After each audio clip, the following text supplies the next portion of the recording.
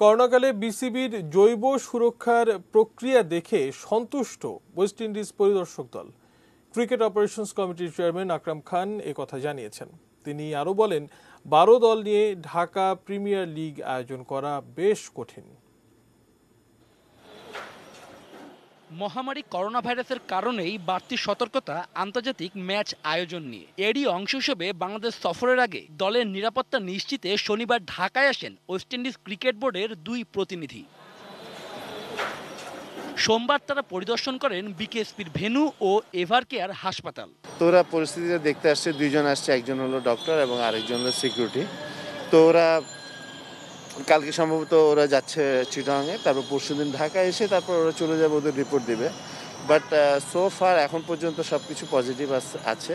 এদিকে ইনজুরির কারণে বঙ্গবন্ধু টি-20 কাপ থেকে ছিটকে গেছেন মুমিনুল হক। তবে ওয়েস্ট ইন্ডিজ সিরিজের আগেই তাকে দলের সঙ্গে পাওয়া যাবে বলে বিশ্বাস ক্রিকেট অপারেশনস চেয়ারম্যানের। সিচুয়েশনটা দেখি ওর কি অবস্থা এখন তো বলা যাচ্ছে না, যেহেতু একটু সময়ও আছে। তো যদি রিকভারি করা ভালো, আর রিকভারি না হলে তারপর আমরা বোর্ড বসে এটা ডিসিশন নিবে কে ক্যাপ্টেন হবে, কে কি হবে।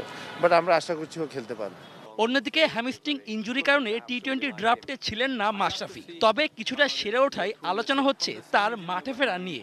মাশরাফি নিজেই যাবে, কারণ নিজেই জানে ওর ফিটনেসের ব্যাপারে। বাট মাশরাফি যদি জানায় তো সেটা অবশ্যই বোর্ড ওটা পজিটিভলি নিবে এবং মানে ওকে খেলাবার চেষ্টা করবে। বাট এখন এটা পুরো ডিপেন্ড করছে আমাদের মাশরাফির উপর। ঘরোয়া 2 টুর্নামেন্টে তরুণরা ভালো করায় সন্তুষ্ট বাংলাদেশ দলের সাবেক অধিনায়ক আকরাম খান। কোয়ালিটি প্লেয়ারের সংখ্যা তো অনেক কম, সেটা আপনারা জানেন। তো এখন মনে করেন এই যে ইয়াং প্লেয়াররা খেলছে, এটা খুবই ভালো যে আমাদের কাছে অপশন থাকবে এবং আমরা মাঝে মধ্যে সিনিয়র প্লেয়ারদেরকে রেস্ট দিয়ে ওদেরকে ট্রাই করতে পারি। এটা আমাদের মাথায় আছে, প্ল্যান আছে। Shubhodeb Nath, ATN news, Dhaka.